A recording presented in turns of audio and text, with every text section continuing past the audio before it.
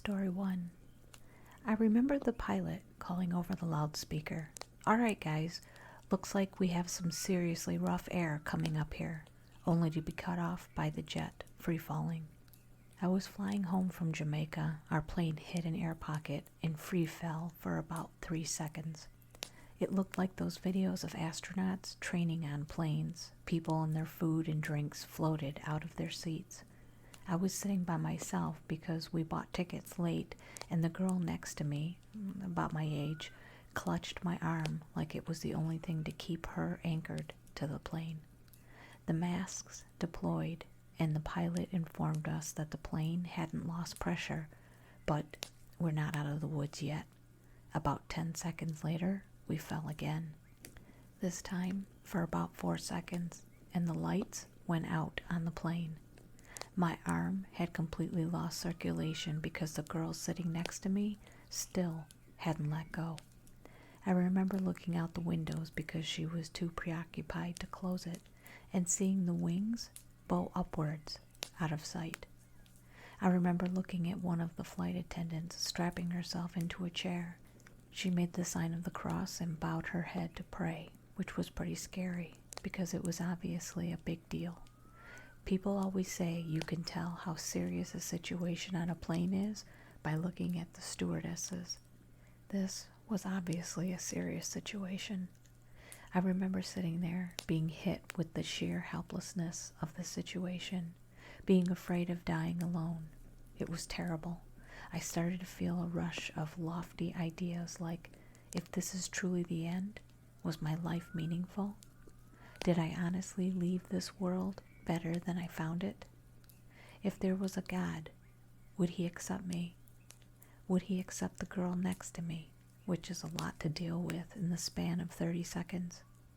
The girl sitting next to me was looking at me and crying, looking at me like I had any answers. She asked, "Are we going to be okay?" And all I could think of was, "We're going to a party. It's a birthday party. It's your birthday party. Happy birthday, darling." But all I could do was shrug my shoulders.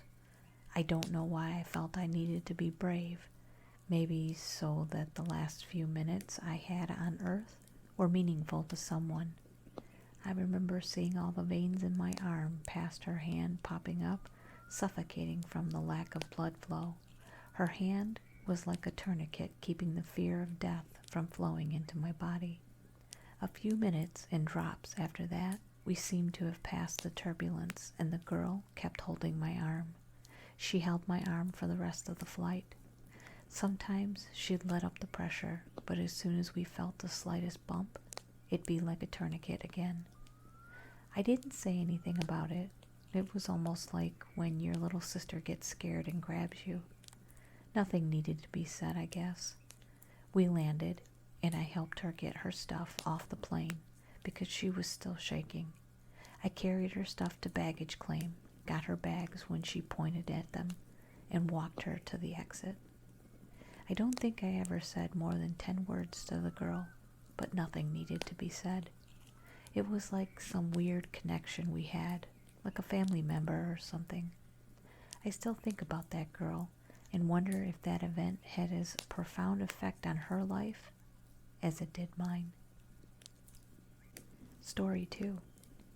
I once had a woman sitting next to me stand up and threaten to go through with the plan, blow everyone up, and be with Jesus soon. It was utterly terrifying. The woman proceeded to take numerous swings at people around us. I sat there, frozen, unsure of what to do. Finally, flight attendants came back and tried to calm the woman down. She wanted her person to go to the bathroom. This was my time to be manly and inform the stewardess that she's out of her damn mind if she thought I'd let that woman take her purse into the bathroom.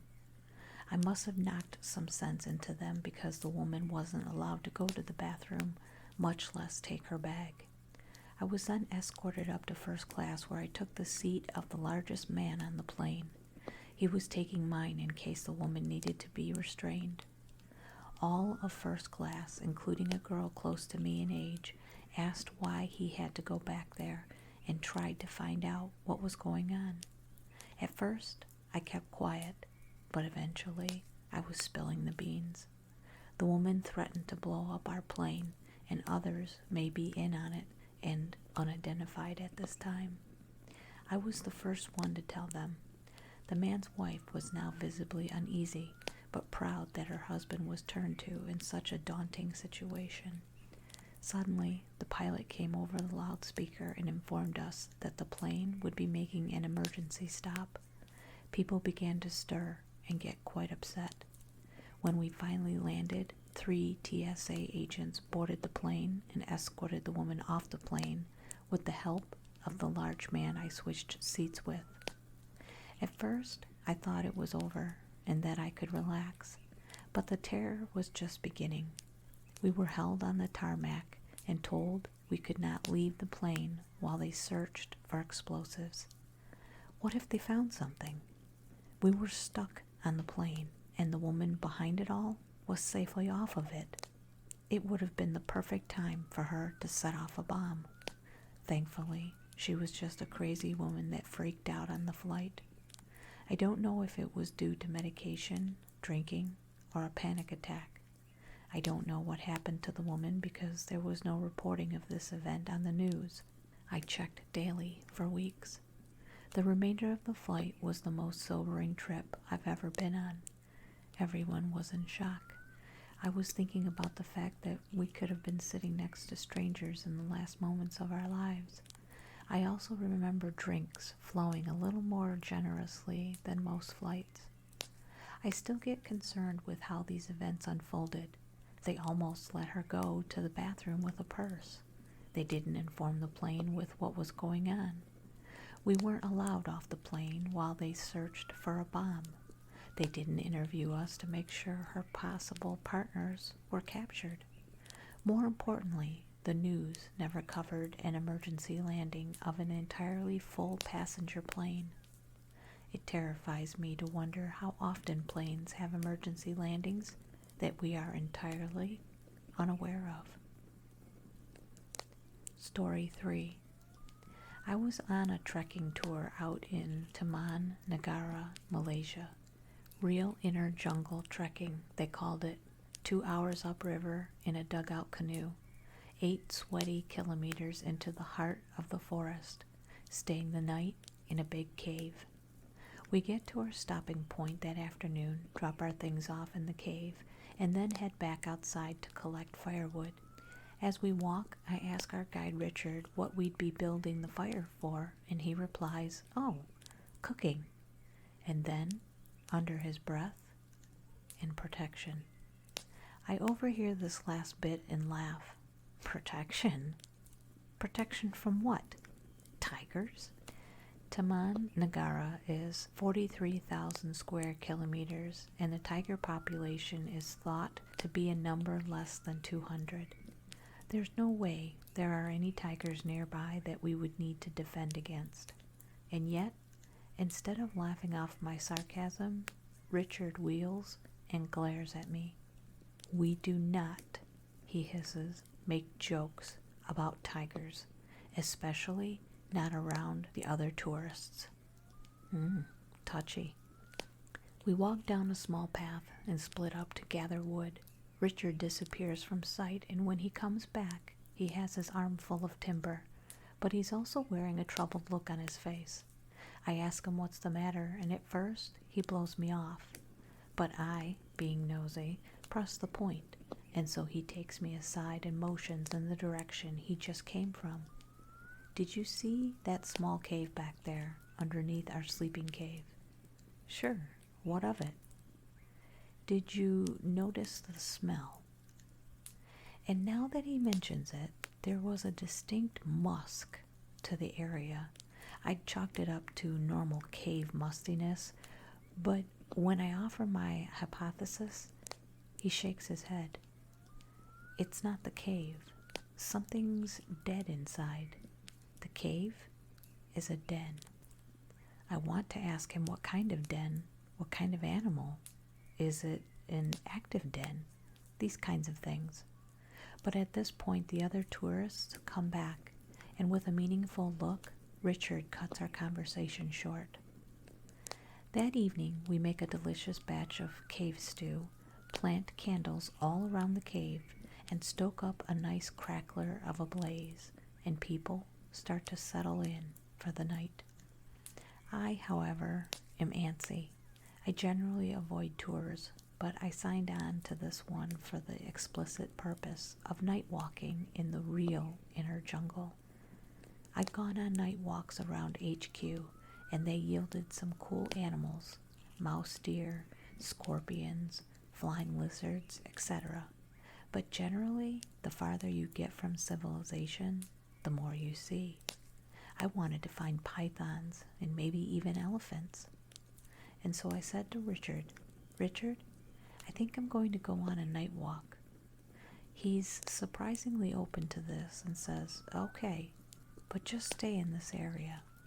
And he points to a small patch of ground 3 meters by 3 meters across, containing a single tree. At this I laugh and shake my head. No, Richard, I mean a real night walk. He nods thoughtfully and then with great earnestness says, okay, no problem.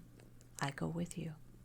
Which would be fine, but upon hearing that Richard is going, 3 giggly tourists decide to come along as well. Our group can be heard for miles, and we don't see a damn thing. After 15 minutes, Richard takes us back to the cave, and I again take him aside.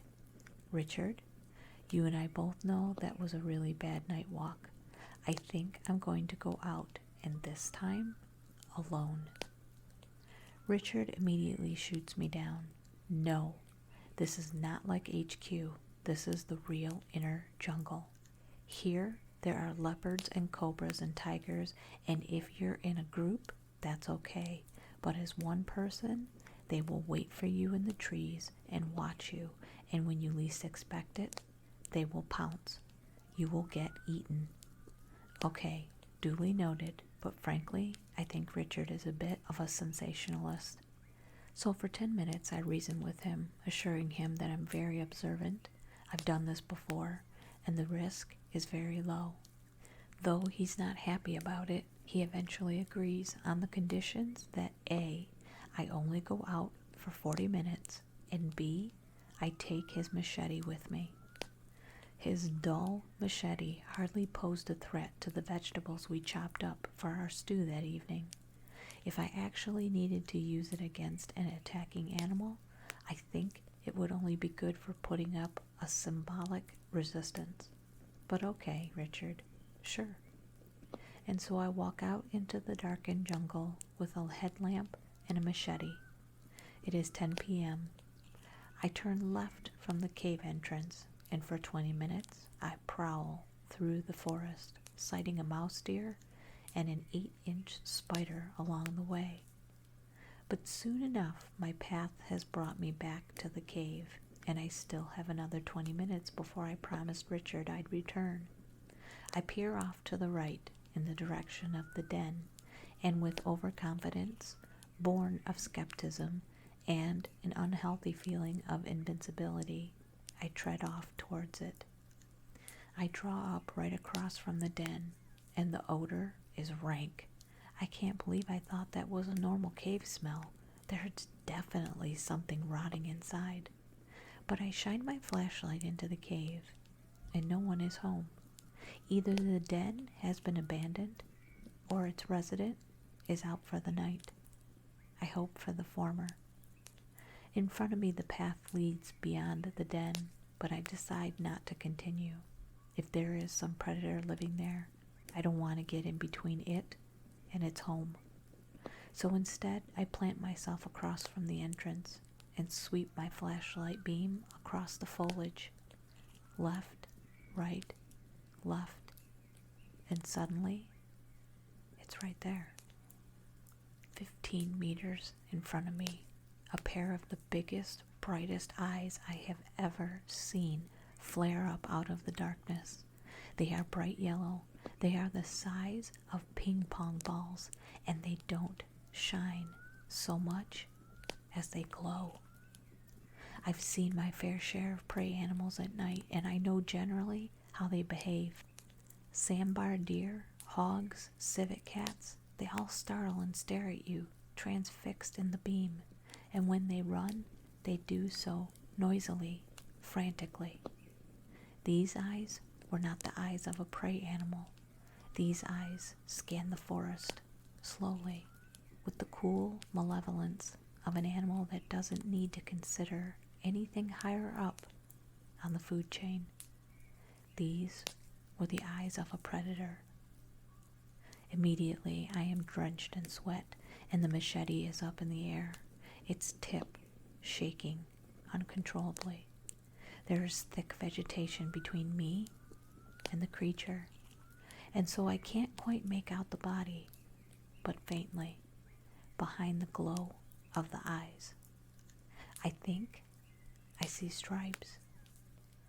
If it is a tiger, 15 meters is nothing. It could be on me in an instant. I stand stock still, my heart pounding in my ears, watching as the eyes first scan one way and then the other. And then, in complete silence, they turn and the animal vanishes from sight, which is almost worse. Before I knew where the animal was, now it could very well be circling around to ambush me from behind. I spin on my heel and I sprint harder than I've ever sprinted before, my bobbing light recalling a scene from the Blair Witch Project, the nighttime screeching of the cicadas doing nothing for my stress levels. I don't slow until I'm well within our sleeping cave. Richard is still up, tending the fire. "Richard," I pant. "Saw something by the den. Huge eyes, like a cat." He looks up at me, the look on his face equal parts concern and "I told you so." "What color were the eyes?" he asked. "Yellow, bright yellow." He looks away into the fire, musing. Well, that was probably a tiger. That night, I moved my sleeping bag as close to the interior wall of the cave as possible, and still, I don't sleep a wink. The next day, we walk a further 6 kilometers through the jungle and met up with a boat waiting to take us back to HQ. Richard speaks with the boatman, a member of the local tribe, for a couple minutes, and when he comes back, he looks a little traumatized. "I just spoke with the boatman," he says, "and the tribe know that den. They say it used to be empty, but now here is a tiger living there, the biggest, oldest tiger they know of. Why do you take tourists to this place?" And back at the HQ, we chat with the manager, who finds the whole situation more humorous than he probably should. "If it was a tiger," he told me, "you didn't really need to worry. Generally, tigers will just play with you." What, like a cat plays with a mouse? Comforting. Truly, deeply comforting. In any case, I survived to tell the tale. Was it 100% a certifiable tiger encounter? No, not 100%. But the facts all add up, and if you were there, you would think it was a tiger too. And that was the last time I blew off a local guide's warnings as sensationalist. Story 4. In Ecuador, you generally shouldn't walk around many places after dark unless it's well lit and has people. I was walking along a beach with my girlfriend. It was dusk, and we were trying to reach our hotel before dark. The beach had become deserted really quickly, and night falls fast near the equator. It got dark, but our hotel was not far, and we could see it up ahead. 3 guys walked onto the beach to our right. They were chatting to each other and fell behind us a bit. I didn't think anything of it until I noticed my girlfriend glance over her shoulder. I looked back and see the 3 guys positioned a few feet behind and kind of around us. One guy was pulling back a large stick to strike me, My first instinct was to cover my head and duck. My mind flashed images of being curled in a fetal position on the ground, being beaten badly, but that didn't happen.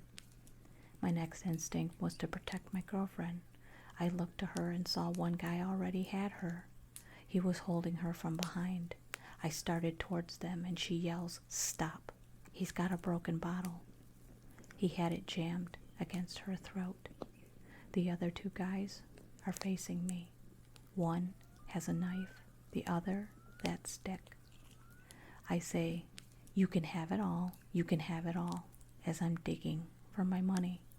I realize they probably don't understand, so I repeat it in Spanish.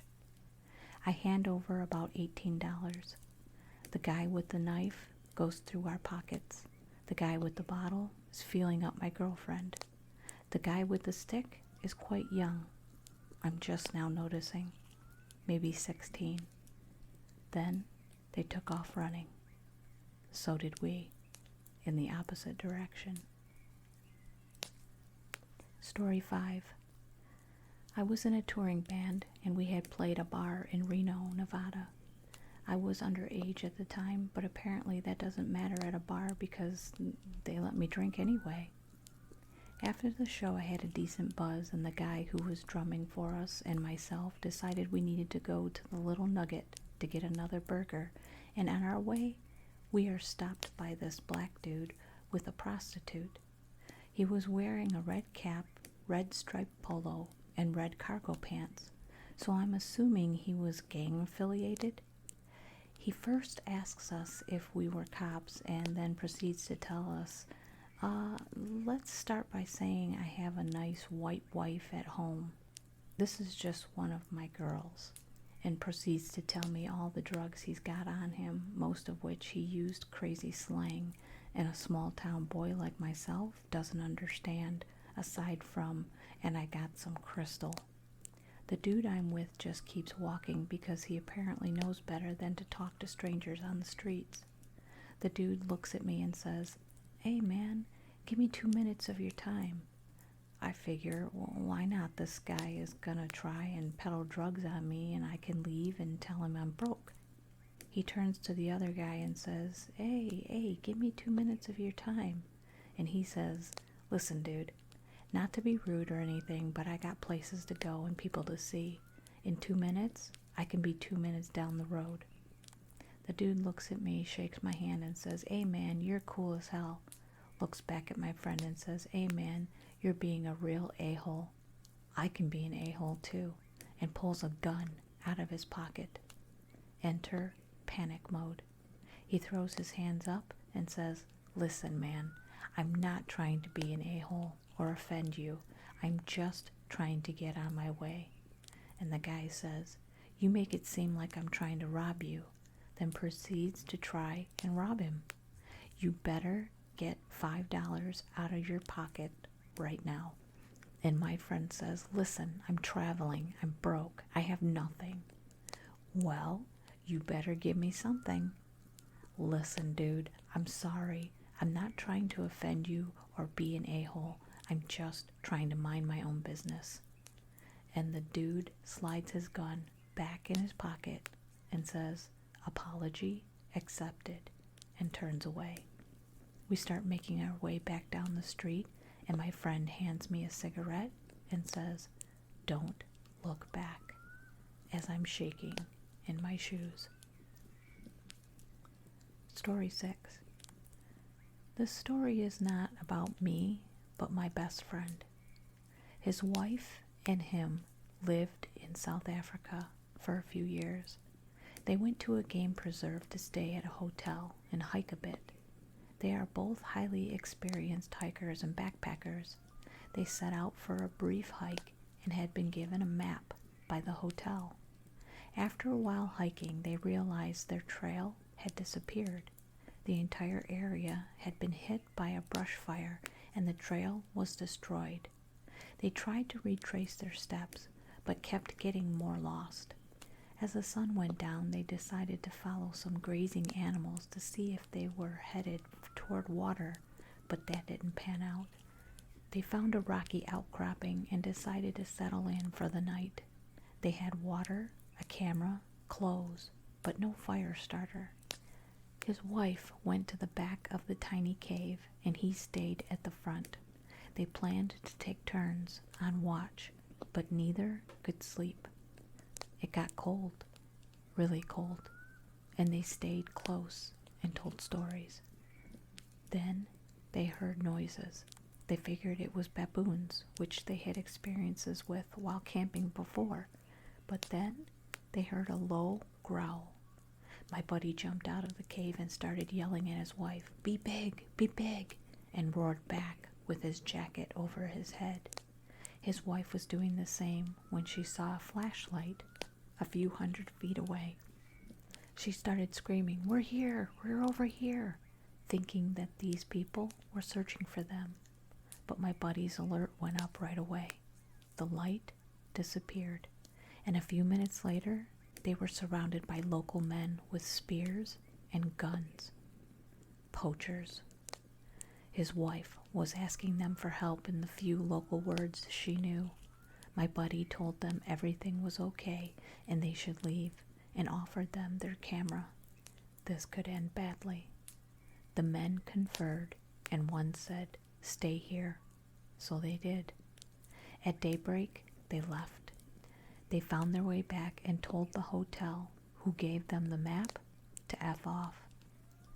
When they told the story to their local friends, they were told that those men's tribes were known for killing people they found and using their body parts in rituals, aside from getting rid of witnesses. They were likely spared because they are Americans and poachers don't need all that attention.